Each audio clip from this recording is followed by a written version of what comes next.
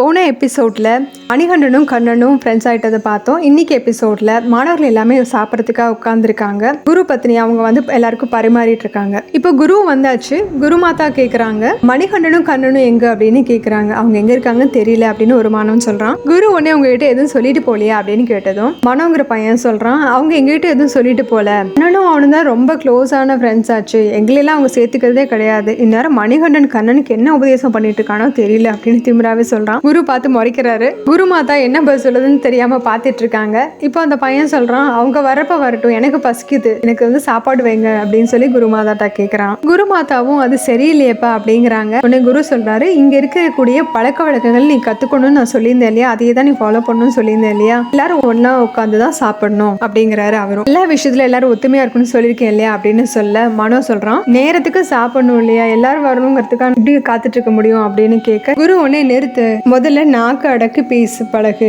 இங்க இருக்கிற விஷயங்கள் எல்லாமே நீ கத்துக்கணும்னு சொல்லியிருந்தேன் இல்லையா, நீ பெரிய பணக்கார நம்பூதிரியோட பையன் அப்படிங்கறதே நீ காமிச்சிட்டு இருக்க, ஆனா உன்னை விட பெரிய ராஜாவோட பையன் தானே மணிகண்டன், அவன் குருவுக்கு கொடுக்கக்கூடிய மரியாதை எல்லாத்தையும் நீ அவங்ககிட்ட இருந்து கத்துக்கணும், அவன் எப்படி நடந்துக்கிறாங்கிறத பாரு அப்படின்னு சொல்றாரு. குரு மாதா பேரு லட்சுமி போல இருக்கு, லட்சுமி அவங்க எல்லாரும் வந்ததுக்கு அப்புறமே என்கிட்ட சொல்லு, நான் அப்புறம் சாப்பிட வரேன் அப்படின்னு சொல்லிட்டு குரு அங்க இருந்து கிளம்பிடுறாரு. இந்த அம்மா எதுவும் பதில் பேச முடியாம நின்றுட்டு இருக்காங்க. அடுத்த காட்சியில குரு அவரோட பாடத்தை ஆரம்பிச்சிருக்காரு. அதுல முதல்ல பாடலோட ஆரம்பிச்சிருக்காங்க. பாடிட்டே வரவே ஒரு ஸ்டேஜுக்கு மேல அழுதுகிட்டே பாட்டே நிறுத்திடுறாரு. பக்கத்துல உட்கார்ந்துருக்க கண்ணனும் அழுக ஆரம்பிக்க எல்லாருமே அதிர்ச்சியில உட்கார்ந்துருக்காங்க. அப்போ மணிகண்டன் பக்கத்துல உட்கார்ந்துருக்க கண்ணன் அழுகிறதையும் குரு அழுகிறதையும் பார்த்துட்டு குருநாதர் கிட்ட போய் கேட்கிறாரு, நீங்க பாட்டை நிறுத்திட்டீங்க அப்படின்னு கேட்கிறாரு. மணிகண்டன் கேட்ட கேள்விக்கு குரு பதில் சொல்றாரு, எப்பவுமே தீராத ஒரு மன வருத்தத்துல இருக்கிறவன் நானு, நீங்க எல்லாரும் நினைக்கிற மாதிரி கண்ணன் வேற யாரோ ஒருத்தர் வீட்டுல இருந்து இங்க படிக்கிறதுக்காக வந்தவன் கிடையாது, அவ என்னோட சொந்த மகன் அப்படின்னு சொல்ல அந்த கண்ணனும் அழுதுகிட்டே ஒரு பக்கத்துல வர்றான். அவன் நினைச்சிட்டே சொல்றாரு, கண்ணனால நீங்க என்ன சொன்னீங்கனாலும் அதை கேட்கவும் முடியாது, அவனால ஒரு வார்த்தை உச்சரிக்கவும் முடியாது, கண்ணன் பிறவியிலிருந்தே இப்படித்தான் இருக்கான், எத்தனையோ பேருக்கு வேத சாஸ்திரங்கள் எல்லாம் கத்து கொடுத்துருக்கேன், ஞான கண்களையும் திறந்திருக்கேன், ஆனாலும் என்னோட சொந்த மகனை என்னால படிக்க வைக்கவும் எந்த விஷயத்தையும் கேட்க வைக்கவும் முடியல, இதுதான் என்னோட தீரா துக்கம் அப்படின்னு சொல்ல மணிகண்டன் வருத்தப்படாதீங்க, இது எல்லாத்தையும் மாத்திரலாம் அப்படின்னு சொல்ல, இல்ல பிறவியிலே வந்ததை சரி பண்ண முடியாது அப்படிங்கிறாரு. குரு சொன்னதும் மணிகண்டன் சொல்லாரு, நீங்க நினைக்கிற மாதிரி வாழ்நாள் முழுக்க கண்ணன் பேச முடியாதவனா காது கேட்காதவனா இருக்க போறது இல்ல, அப்படி இருக்க வேண்டிய அவசியம் இருக்காது, இறைவன் வந்து அந்த மாதிரி அவனுக்கு விதிச்ச மாதிரி எனக்கு தோணல